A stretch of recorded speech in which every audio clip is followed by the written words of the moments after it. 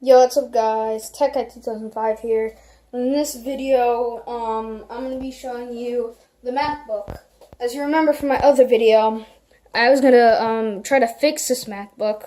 I said I would, and I would review it, but I bought two MacBooks off eBay. They came in, I fixed it up. The only thing is, it was the wrong power cable, and I noticed one of the MacBooks that came in was full of functioning.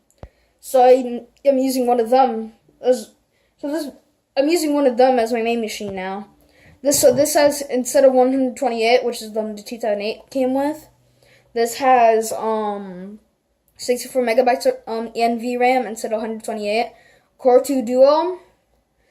Like the specs are the Core 2 Duo. I think it's like 2 gigahertz. Same thing as my 2009 model, except the graphics is different. And this has 4 gigabytes of RAM. So I think this model is maxed out, because I think this can only support up to 4 gigs, but here I'm just demonstrating it.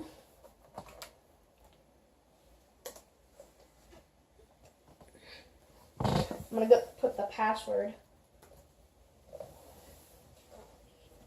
As you can see, it's fully functional. Top case I actually cleaned up a bit with this, I don't know, but I know it eats like the plastic away. And this actually takes off the polish, and I actually like it because it actually feels soft, and it actually sounds like. And if you hear polycarbonate, like if I hear that, I feel like it's gonna be soft. Like this wasn't, but like since I removed it, it feels more like, to me, this is what I thought that the MacBook would actually feel like. The bottom is actually clean, but before it was really dirty over here in these areas, because it came like that. It came with 1 gigabyte of RAM, two 512 megabyte sticks. But this is just an update. So this is what I fixed. And then now I'm going to drag out all the Mac's parts that I got. This is like a bunch. So this keyboard, another keyboard, that, a display. Oops, it's tangled. Another display, which I took the backlight out from this for my MacBook I'm currently using. 2008 MacBook motherboard, logic board, but some of the connectors, like where they hold, is gone. Like the speaker right here is gone. But I don't really mind because I think I might never use this board until I get new stuff. This is just an empty shell that I use a motherboard of a MacBook. This is the other one, but this one's dead. This DVD drive is bad, so I replaced it with the one that the MacBook came with.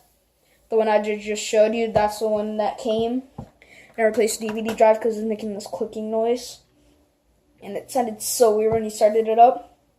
And here's the motherboard I wanted to upgrade to, a 2009 model. I took out the antenna card so I can use it in this other MacBook. And I replaced the screen, because the one it originally came with had 3 antennae, and I couldn't tape it up the third one. And I didn't want to cut it off either. And I kept the video card, so I also got bags of parts. So this is just tools, but here's some parts: heat sinks, hard drive. That's what I already had, and what do you call it? Oh yeah, the thing that holds in the backlight and whatever. And here are all the screws and whatever. And I'm going to show you the RAM. They are disgusting. I even just wiped it off, but I didn't clean it or anything.